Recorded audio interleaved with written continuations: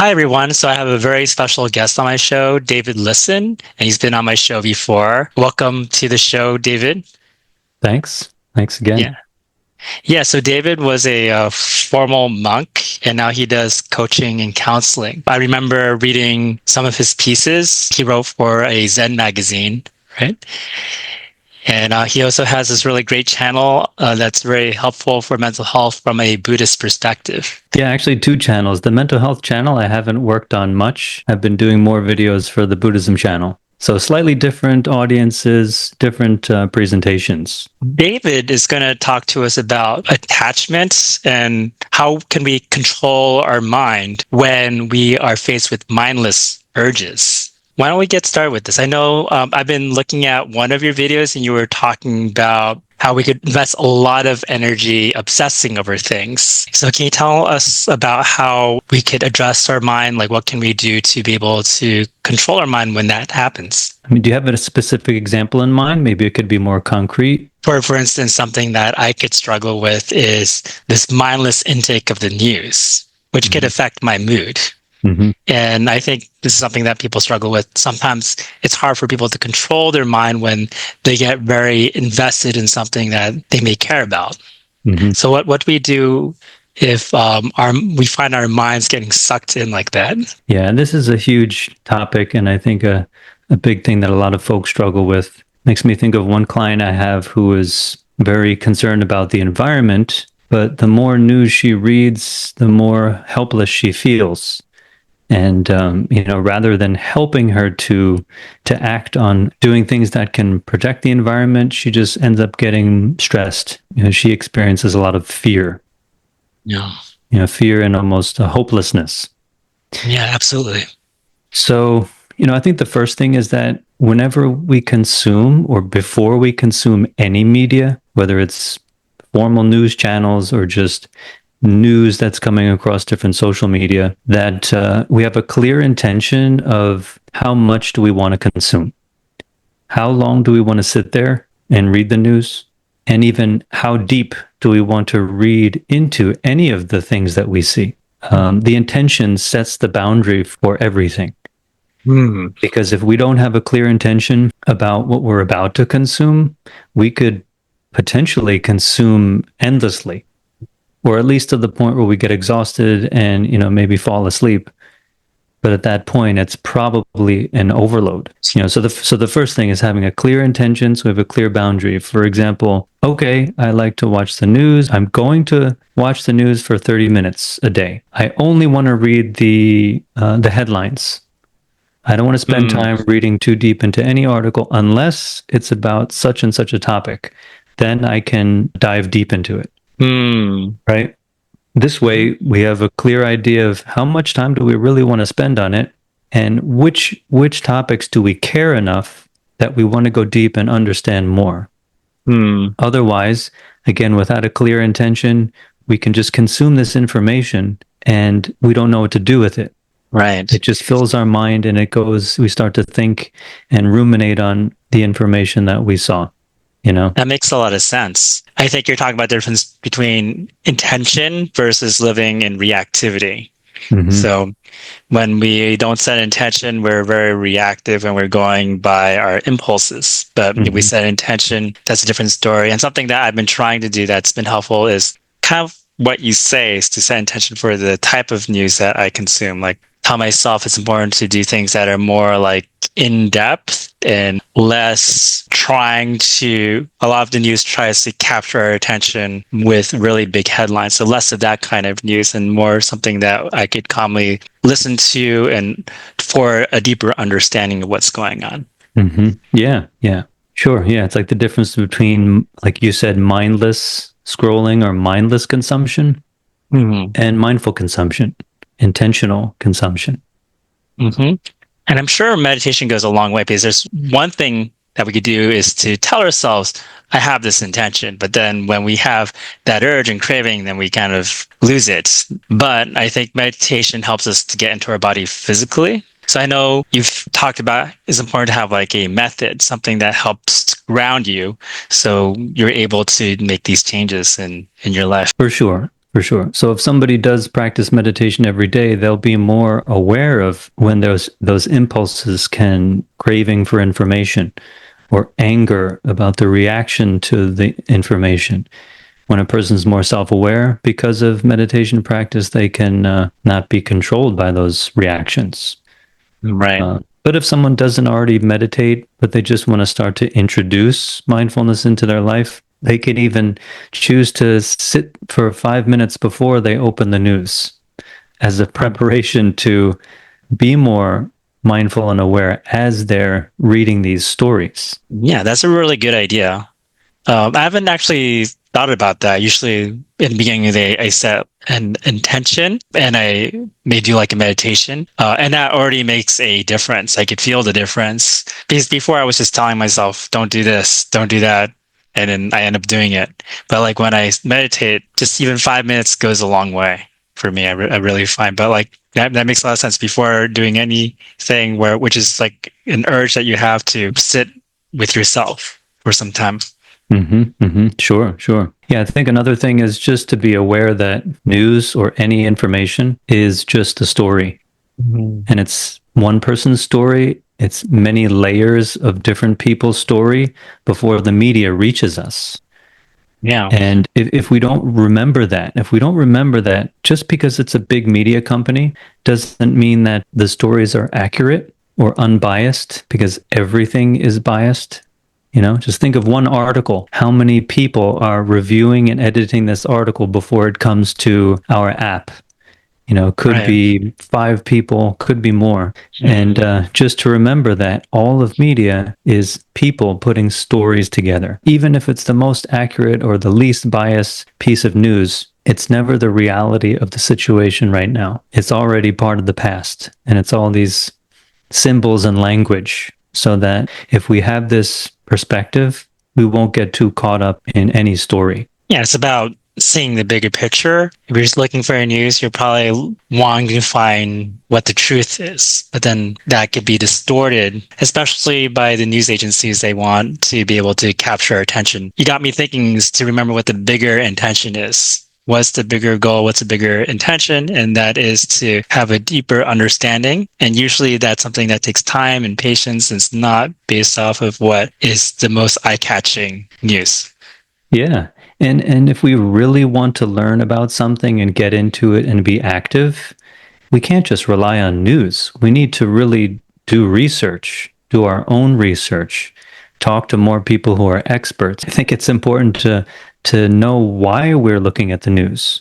Is it a source of information where we can act on it, or is it just entertainment, or is it maybe just the beginning? It's just a piece of information that can lead us to more deeper research and deeper exploration into what is happening. If we do want to get involved in a certain situation, supporting a certain cause, Yeah, that makes a lot of sense. One way to look at it is it stimulation, as you mentioned, or is it furthering our understanding? Is that leading us to some greater goal in mind? When I look at it as trying to understand the world, that definitely involves non-judgment.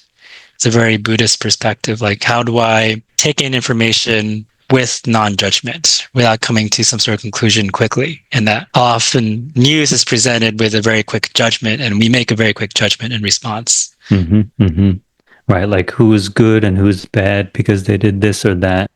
If we start to hate people, the more we read the news, it's deteriorating our mental health, those harsh judgments. Right. I've seen people who are Buddhist who have a lot of hatred towards political figures.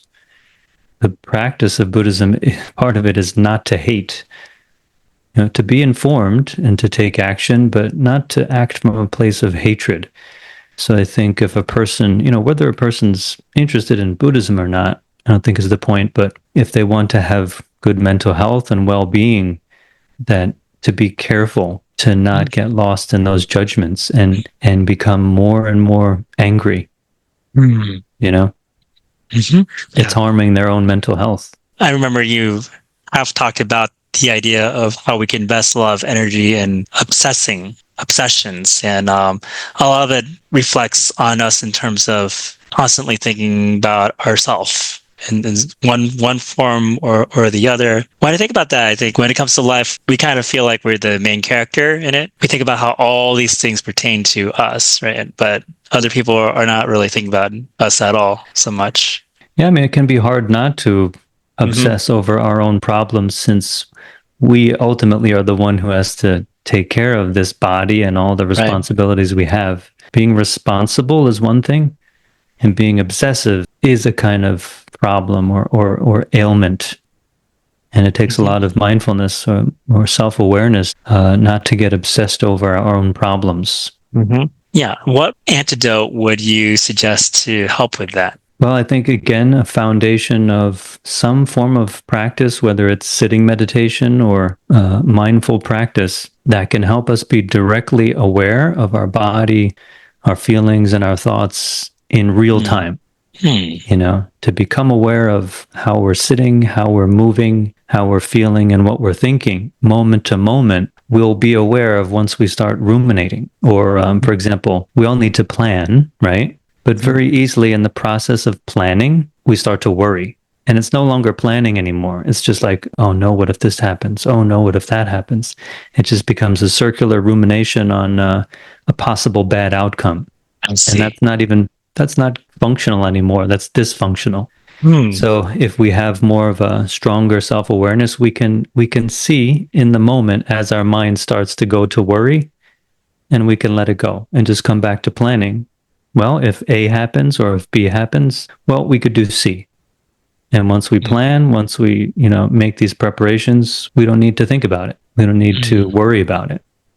Mm-hmm. It really takes a lot of training to have that degree of awareness. Hmm. Yeah, it certainly does. Well, is worrying useful for planning at all, or is it not really? I don't think it's useful Hmm. because planning and considering possible outcomes, that's useful. We could Hmm. consider that, let's say we're shopping for a house or shopping for anything, and we want to avoid being tricked into buying a product that's not good. We may need to do research and make some sort of plan. Worrying is when we just get lost in imagination. We're starting to get lost in these thoughts about, oh no, if this happens, that would be so bad. Oh, then what would I do? Oh, that would really suck, and I'd be suffering so much.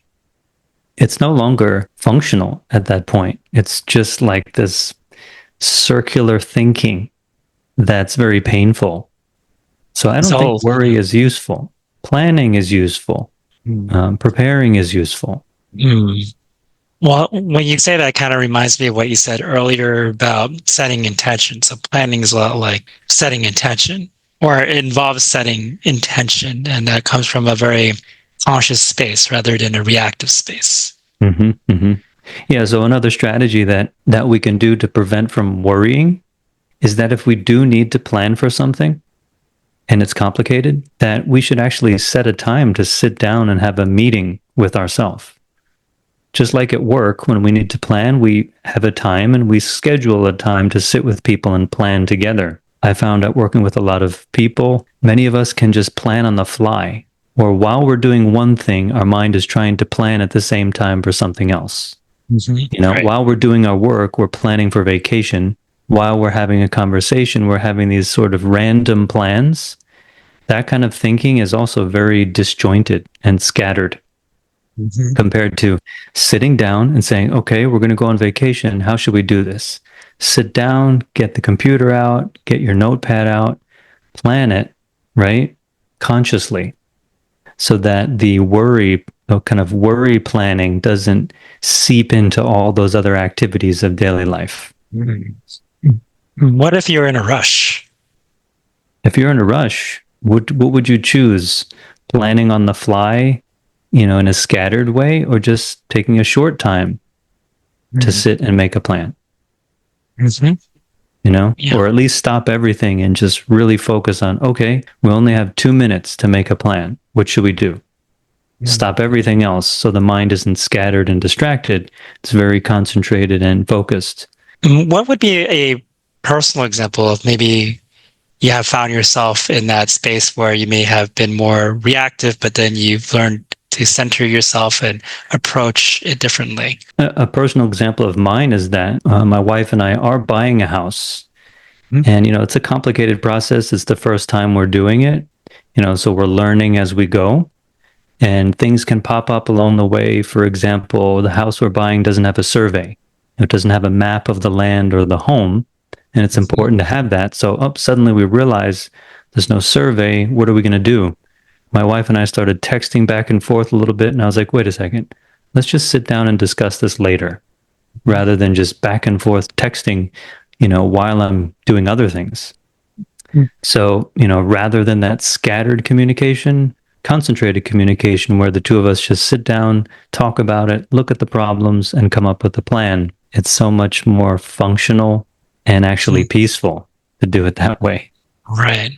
You know? Yeah, you can really see the difference. I think a lot of us could associate a lot of activity with productivity, but it's not the same thing.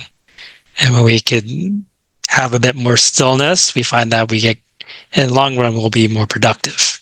Yeah. Yeah. Yeah. I think the idea that being productive means doing as many things as we can at the same time is an illusion. It's producing poor quality things because the mind is scattered compared to concentrated effort. The quality of our decisions or the quality of our work improves.